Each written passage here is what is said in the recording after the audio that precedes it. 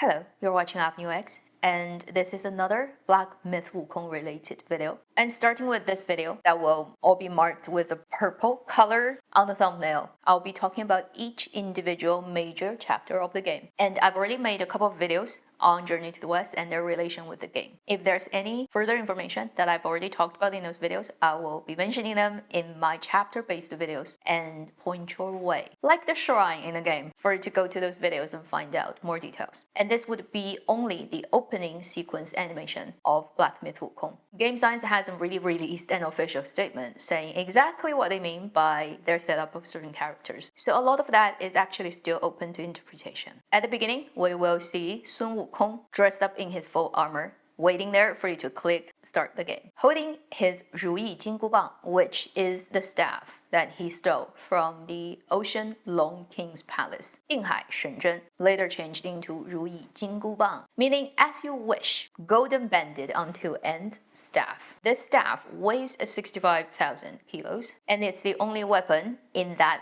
ocean palace that he finds has enough weight for his hand. He jumps onto a cloud. Riding cloud is a very common superpower of Taoism deities, although technically Sun Wukong's cloud is called 筋斗云, which literally means somersault cloud. He usually somersaults his way to places. As he goes up, you will see ahead of him are the 4 cardinal direction heavenly kings who come from Buddhism but also got incorporated into Chinese traditional beliefs. And behind them stands a really big one, and that would be 巨灵神, huge spiritual god or deity. In ancient Chinese lore, a river Yao, and eventually submitted to the heavenly realms rule and become a really major fighter for them. As Sun Wukong lands on the cloud, you will see under the feet of the 4 giant cardinal kings are many soldiers, and that's supposed to be 10万天兵天将, the 100,000 heavenly soldiers. And this image actually happened in the original book of Journey to the West early on,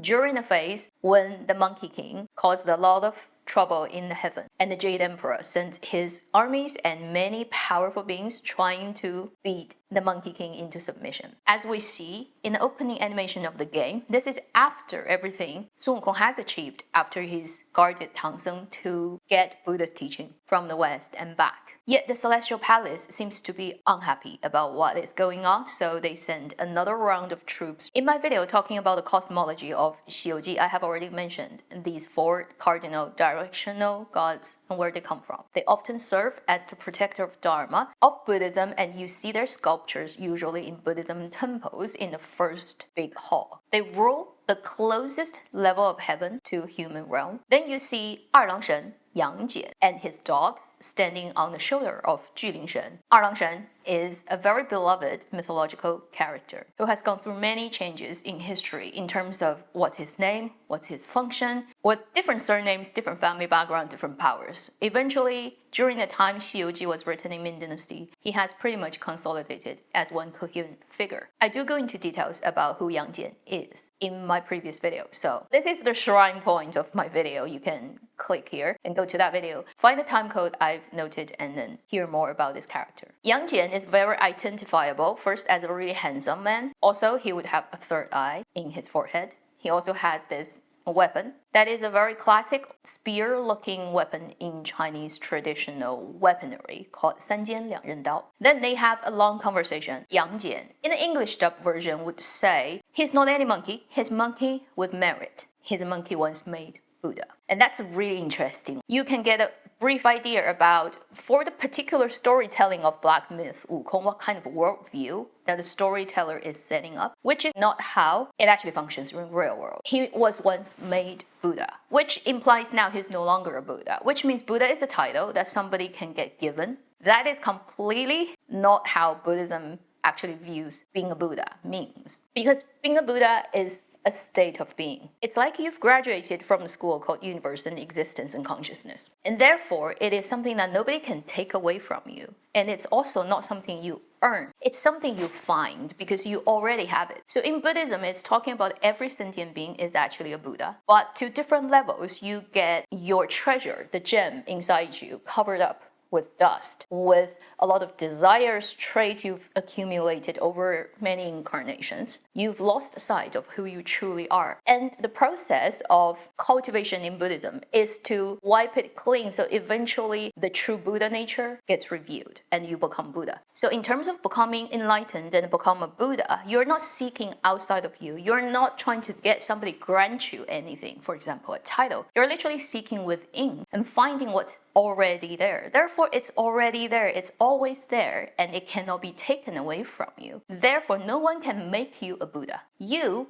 become a Buddha by discovering who you are. So you can say that the story setup is just using Buddha as a plot device. It's actually very different from what Buddhism really is and what Buddha means in real-world practice of Buddhism. So I just want to point that out. When I hear that line, I'm like, okay, this is storytelling. And you can hear in the conversation between the Monkey King and the God of War, the very sarcastic tone of the monkey, which is kind of saying the Celestial Palace is this type of enslaving system, stops him from having his freedom. Again, this is just for the storytelling, because if you are a Buddha, nothing can really control you in that way. I've also gone into details about why Sun Wukong particularly would be sounding like that with that high-pitched voice. In another video, I'll point you to where it is, another shrine point in this video. The fight starts, you can play parts of the fight, but not all of it, and it has set plot, so eventually you're gonna see Yang Jian beating the Monkey King. During their fight, there's a moment where they both shifted into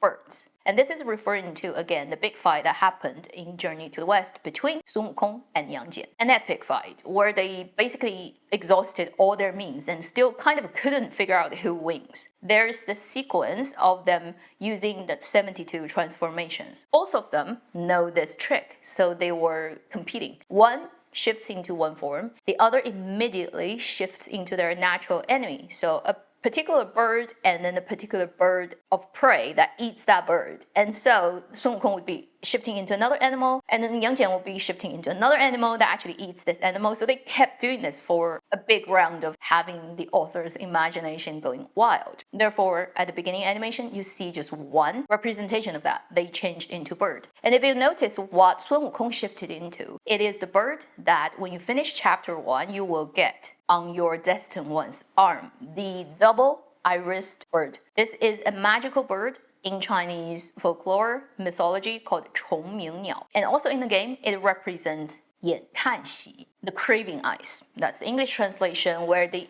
Chinese exact meaning would be eye sees and feels happy. This is related to the concept of human six senses and how it creates attachment you have with the world, with the forms in Buddhism. 眼耳鼻舌身意, eye, ear, nose, tongue, body, and then mind. The object of being known would be 色声香味触法. 色 would be color, but also refer to things you can see. 声 sound, 香 scent, 味 taste, 触 touch, 法 thoughts. And this is actually referring to in the book 西游记 chapter 14 when Sun Wukong encounters a group of bandits when he's in the mountain and he kills them all. So it becomes a metaphor for Sun Wukong to beat the attachment, and that's on your way of cultivation and enlightenment. These 6 bandits are named 眼看喜, 耳听怒, 鼻嗅爱, 舌尝思, 意见欲, 身本忧, which translates into eye sees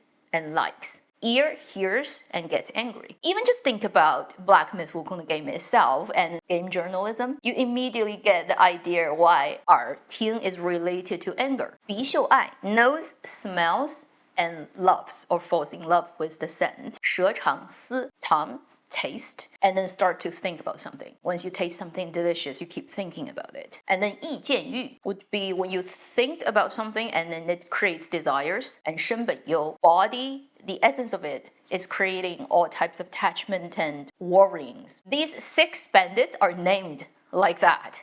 Clearly not human names, and definitely not follow any Chinese naming rules. So they're not humans. These 6 thieves, you have to overcome these things to become enlightened. At the end of the fight, Sun Wukong gets defeated by Yang Jian. But you kind of can guess this is a planned thing between the Monkey King and the God of War, because later in the game, hope that doesn't spoil it for you, you've already played it or you know what's gonna happen, which is if you open the second ending through getting certain bosses fought and then open certain secret map, you will actually get into a painting where Yang Jian is waiting for you, and the whole thing is orchestrated type of situation by him, and he actually has the last piece of Sun Wukong's memory hidden in his eye. When they fall and hit the top of the mountain, it exploded, and then you have this really cool shot of going around the mountain, and the time is changing, the trees are growing, and we get to the scene where the story is about to start. Our Destined One, a monkey that looks like Sun Wukong, is being taught and told by an older monkey about how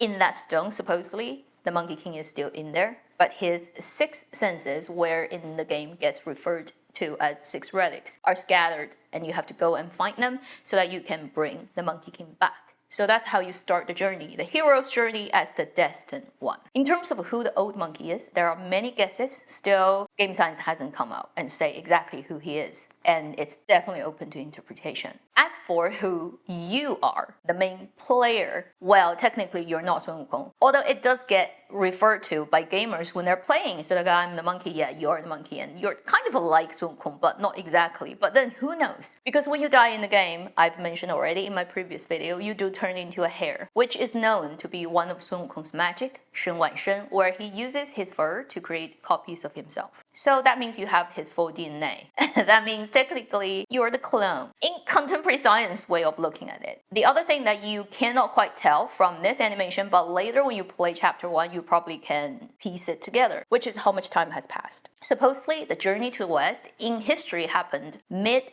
7th century. Tang Xuanzang did it between 629 to 645. And you'll hear Heifeng Dawang, the human form of the black bear guai, at the end of first chapter. He mentioned it's been 500 years. That will put us in the mid 12th century. That's Song Dynasty. But you don't have to take it seriously, because if you look at the game, there really is no clear indication of exactly what time you're in. And Game Science, this company, to make the game epic, went to a couple of dozens of locations in China to 3D scan real architecture, real sculptures that crosses a quite wide range of time from Tang Dynasty, Song Dynasty, Yuan, Ming, Qing, all times, and use them as the materials that they build up the world in the game. So you will see a mixture of multiple different dynasties, type of architecture, different styles of sculpture. Therefore, you can't really use that as a reference to say exactly what time it is. It's mixed together. And those would be the information that you can extract from the opening sequence of animation of Black Myth Wukong. And because this is Game Science's own writing, that happens after what has happened in the book Journey to the West. It is their creation of a sequel story, but you definitely see traces of what they refer to. In the book, the first couple of chapters, when the Monkey King angered the heavenly realm and then got all the soldiers sent to his flower fruit mountain, you can really read that as things happen in cycles. You just keep going round and round and round, and the whole concept of history progresses, repeats itself, and reincarnation. You know, there's a lot to talk about if you really want to dig deep into the view of the world in the game Black Myth Wukong. And that will be all I want to talk about in this video. My first video talking about specific chapters of the game, and this will be the shortest one because the later ones are gonna get really, really long and big. Because the amount of stuff the game managed to cram into it, mixing the original writing with their new story version, this is going to be a big project for AmNewX. And hopefully I can successfully, eventually, fully tackle all 6 chapters. But that's going to take a while for me to finish doing. So at the end of this video, I'll remind you again, if you don't want to miss any of those future videos I do intend to do, please subscribe. Or keep a shrine for my playlist somewhere on your computer so that you can find your way back later. Thank you for watching AmNewX. I'll see you in my next video. Meanwhile, live long and happy gameplay.